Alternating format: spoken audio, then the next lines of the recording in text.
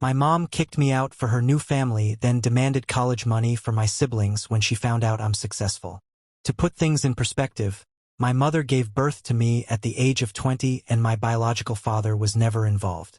He never wanted children, she told me, and because they had only been dating for a few months when she became pregnant, she offered him the option to leave, which he did. She stated that because of the bitterness of their breakup, she had chosen not to demand child support from him, and he had also refused to pay. Never talking again was convenient for both of them.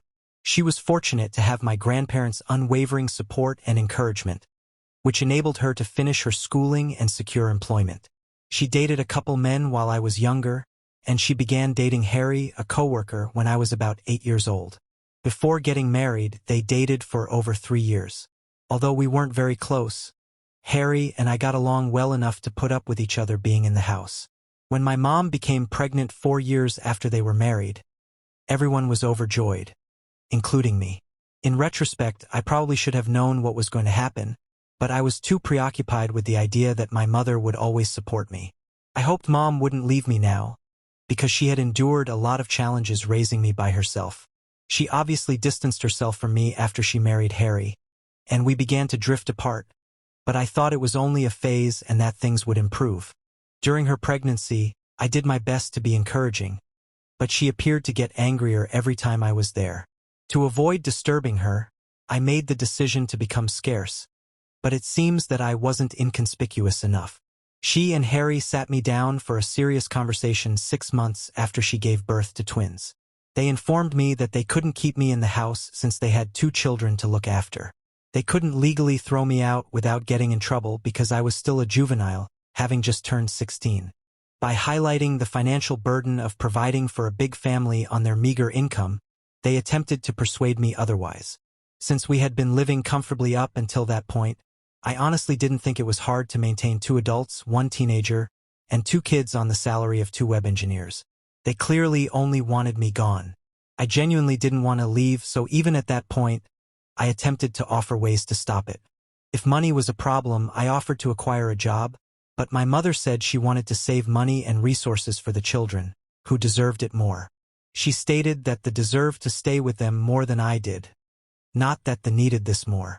That was all it took for me to decide that I had to leave because it was obvious that no one wanted me. They knew I had enough dignity to know I was unwanted, so they had only nudged me in the right way. After I left, without even telling me where I should go, their strategy was successful. Since they hadn't really evicted me, it wasn't technically an eviction, but I would still consider it to be the same. I felt like I had no other choice after they had forced me into a difficult situation. I went straight to my grandparents' house when I left that day. They wanted to be there for the twins, so even though they were upset about what my mother had done, they didn't cut her off. At 16, I obtained part-time work because I could no longer financially rely on my grandparents due to their advanced age.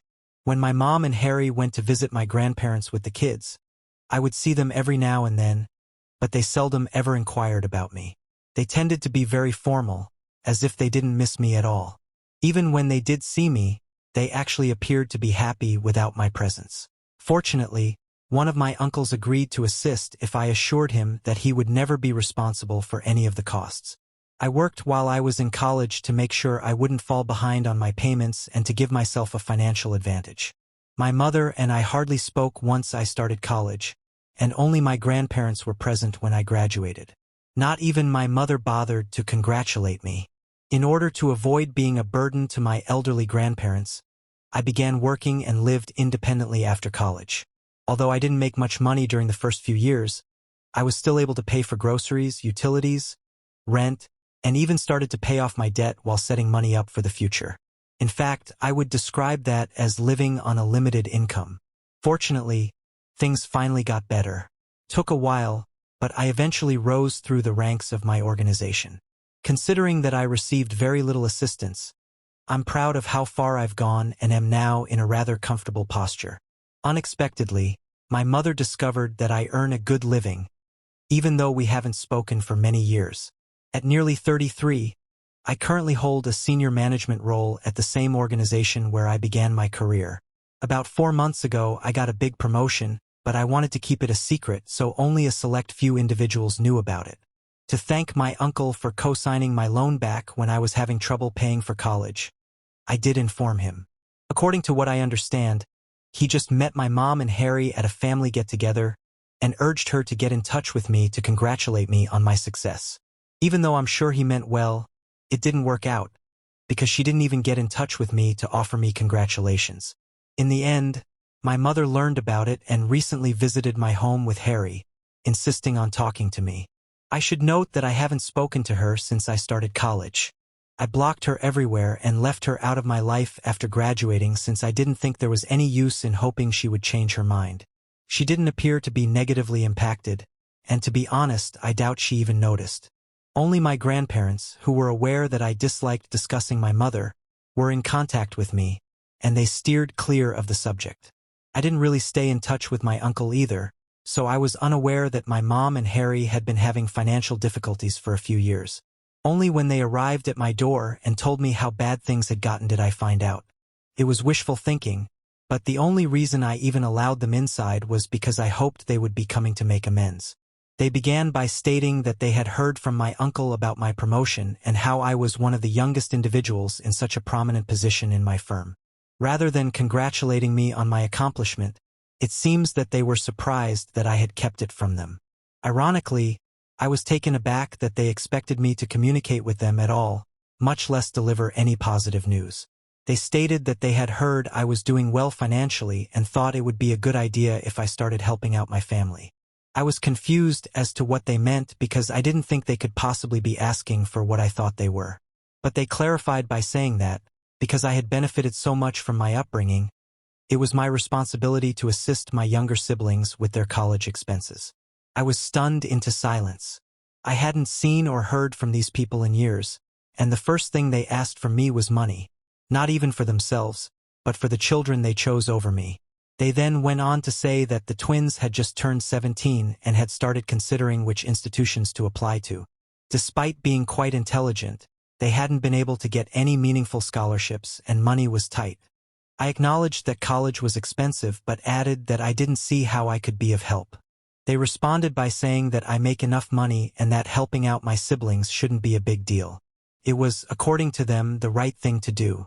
They didn't even bother to ask me whether I could afford it or what kind of responsibilities I had.